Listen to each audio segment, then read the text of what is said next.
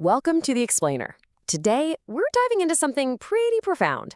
We're looking at something that operates completely in the background of our lives, just quietly sabotaging our potential.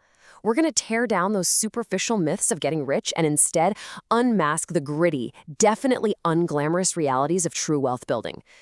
Forget the glossy magazine covers. Forget those perfectly curated social media feeds. What we're about to explore is the real architecture of success. And spoiler alert, it's built on sacrifices that most people are just, well, they're simply unwilling to make. So, what exactly is this silent killer? I mean, you might be wondering if it's just bad luck or maybe a poor economy. But no, the true killer of wealth is actually a series of incredibly seductive psychological traps. It's that fake imagery of modern success that just lures us in, right? And it keeps most people endlessly running on a treadmill that literally goes nowhere. Well, it's time to unmask these traps. Act 1. The Illusion of Wealth. Okay, so the very first major trap is the blinding pursuit of immediate money over long-term value. Look, it is so easy to be blinded by a massive paycheck right out of the gate. But realistically, there are two distinct paths you can take here. On path A, you grab a boring but well-paid job. The problem, your earning potential quickly hits a concrete ceiling. Now contrast that with path B. This is where you prioritize a lower-paying, much more challenging role. Sure, you might struggle initially, but you are prioritizing the two absolute most critical components of true wealth: skills and equity. In fact, every single self-made millionaire represented in our sources has embraced the gritty struggle of path B. The crucial point here is really understanding what equity actually means. Basically, it means owning a percentage of a business, so you directly benefit from the profits. And here's the kicker: you don't always have to buy it. You can earn it through what we call sweat equity, especially if you have highly valuable skills. Our source actually shares this incredible story about choosing a really low-paying carpenter's apprenticeship right out of school over 5 better-paying jobs. Why on earth would someone do that? Well, because the ultimate goal was to build a sort of Swiss Army knife of skills. Today, those high-income skills look more like copywriting, video editing, or coding. Think about it. If you become your own greatest asset, it becomes almost impossible for you to ever go broke. Just picture it for a second. Cruising through sun-drenched streets in Dubai in a bright yellow Lamborghini, ordering a $500 steak. It feels like the pinnacle of success, right? But honestly, it's a total illusion. It's all smoke and mirrors. The reality is that so many people projecting this flashy lifestyle are secretly drowning in debt. They're paying for luxury trips on credit cards that will literally take them months, if not years, to pay off. They're basically living a lie, choosing to impress total strangers on the internet instead of building genuine financial freedom. And the reality hiding behind all those luxury filters? It tells a much darker story. Get this: 60% of American households cannot afford to buy a new car. 60%.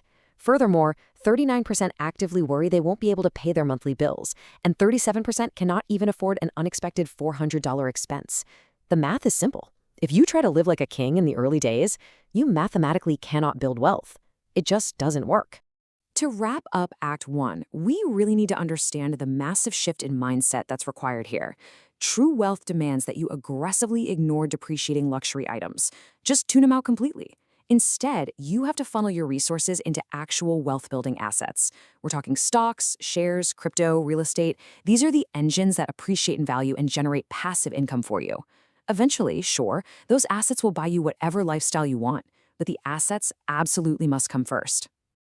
Act 2. The danger of isolation. So once you finally stop chasing fake wealth, you're going to hit the second trap: the mental noise and isolation that absolutely destroy forward momentum. Trying to conquer the financial world entirely by yourself is just a surefire way to burn out. Bridging this gap requires the power of the collective. I mean, nobody outcompetes a talented team working in synergy.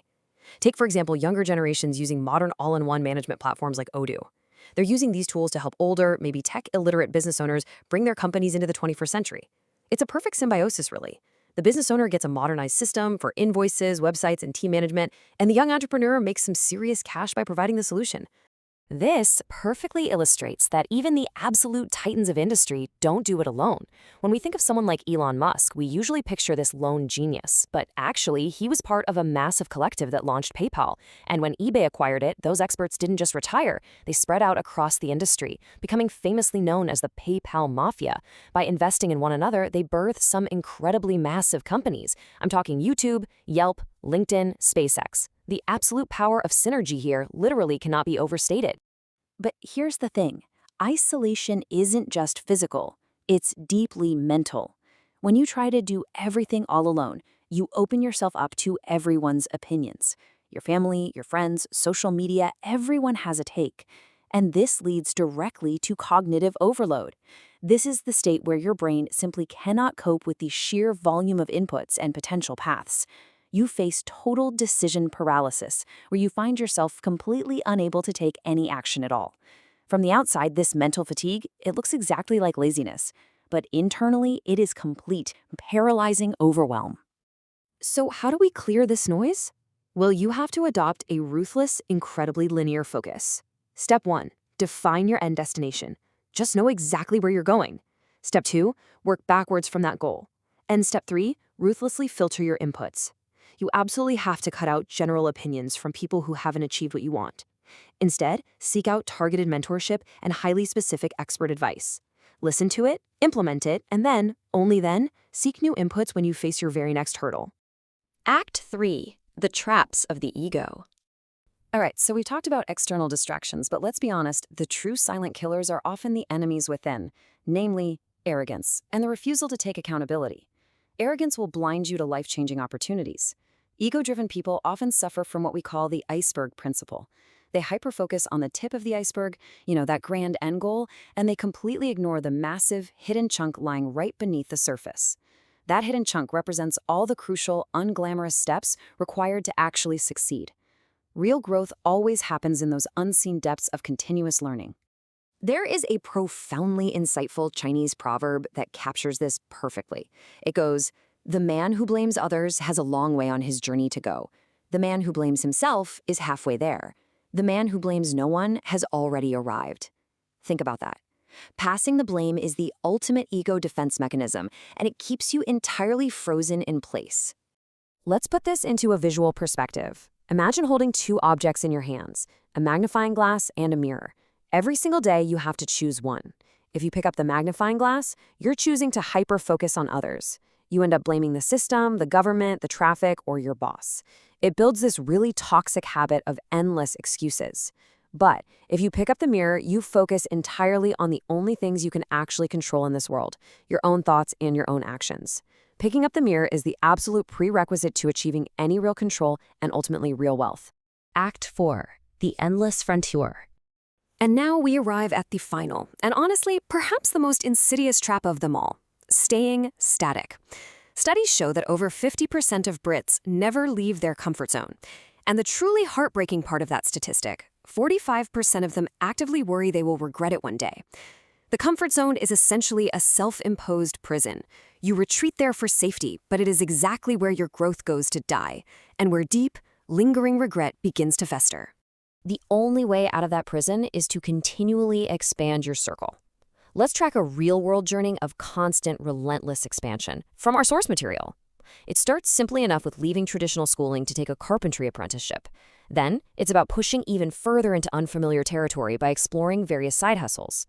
Next, taking a terrifying massive risk by securing a business bank loan, and then traveling all the way to China to navigate intense language and cultural barriers just to handle manufacturing.